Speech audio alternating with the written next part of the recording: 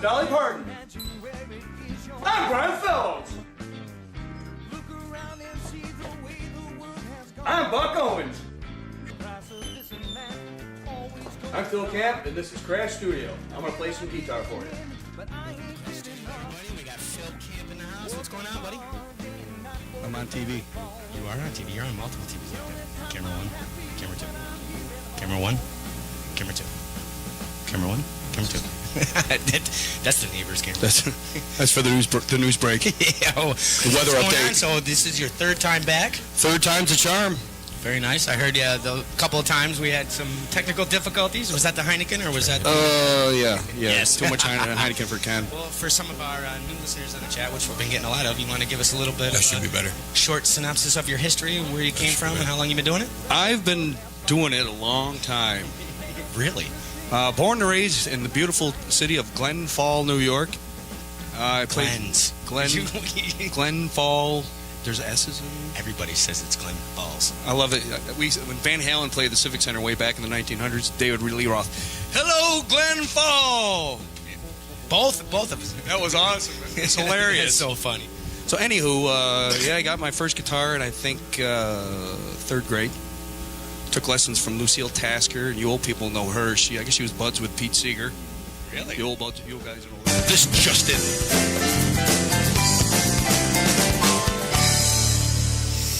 www.radiougly.com. Ride the Sky, Phil Camp, and that was with the Joe Mama Band. And actually a collaboration that lasted almost 10 years, I do believe. And we're going to go back right now with DW and Phil Camp on the couch at Crash Studio. Guys. As we were saying before the last song, you guys are starting new stuff. Joe Mama's gone their way, you've gone your way. Now here you guys are going to be doing a trio now. That's correct. You want to tell me who's in that trio and what kind of music you guys are playing? Yes, I do. Oh, thank you very much. Now? Sure. I have Steve Wargo on bass. Steve is well known in the blues circles in the leather stocking region. I heard that on Lawrence Welk. Anyway, Steve is from the Syracuse area. And he plays with Phil Petroff and The Doctor. And now he's playing with Dr. Phil musically. And Wayne Morris is on drums. I love Wayne. He's a big teddy bear. And this guy he's got groove down, pocket down.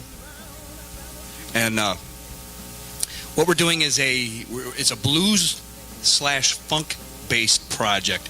What we're trying to do is once again do something nobody else is doing. Right. We've probably got half a night worth of different blues. Tommy Castro, a little Robert Randolph, some of the new John Mayer, which does. John Mayer, believe it or not, is doing some very tasty bluesy stuff. Nice.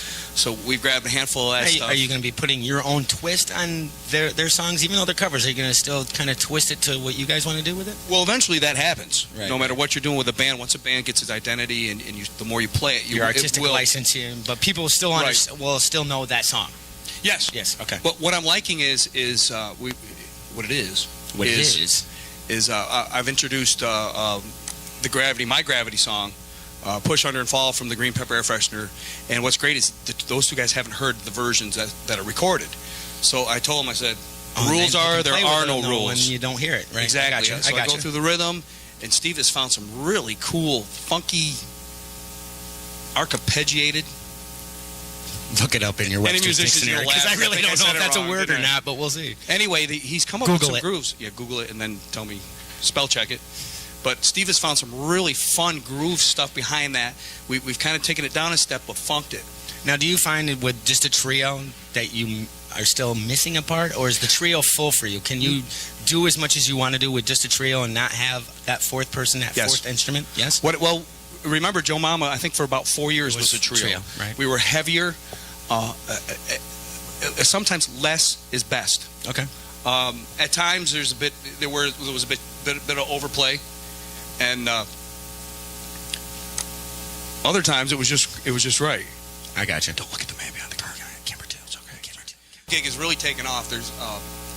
I have a ton of parties. I played a wedding reception last weekend. Oh, nice, very nice. No daddy's little girl though.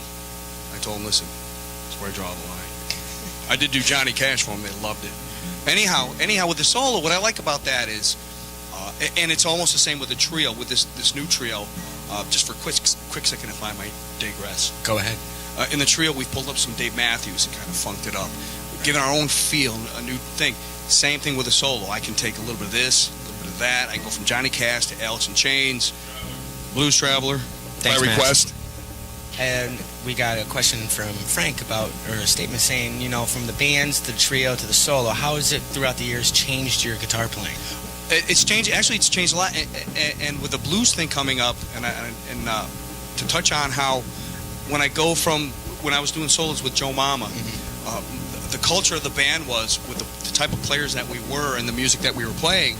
A lot of times it was balls to the wall, solo your face off, Right. rock your face off. Right.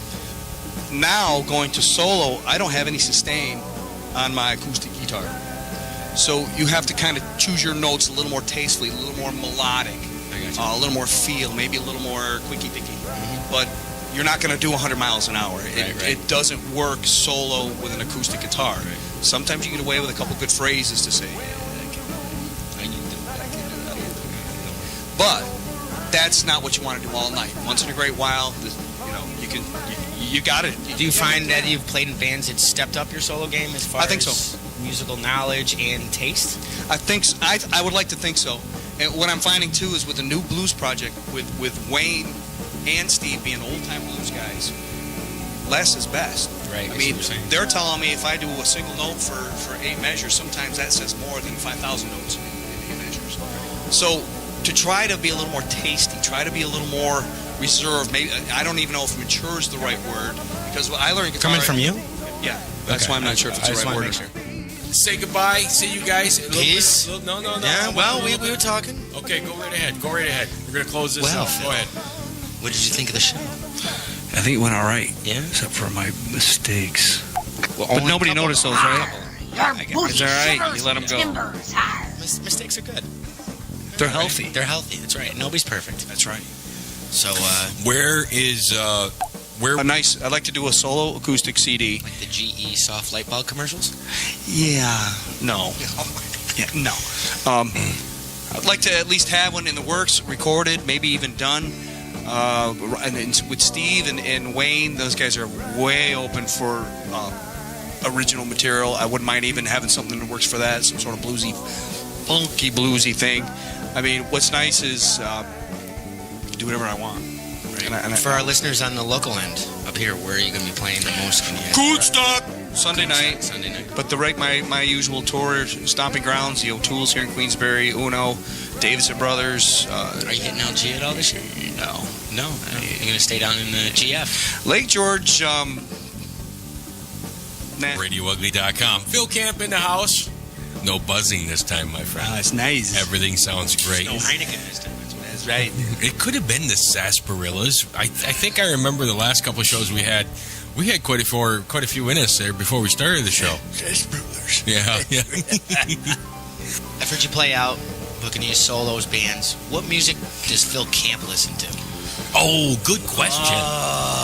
If Phil Camp could run an iPod, What would be on would your it be iPod? You guys. On the way over here, I was listening to Megadeth, believe it or not. Really? I've got the Appetite for Destruction in that.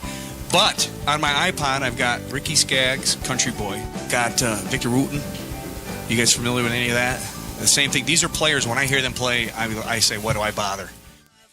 Would always lie.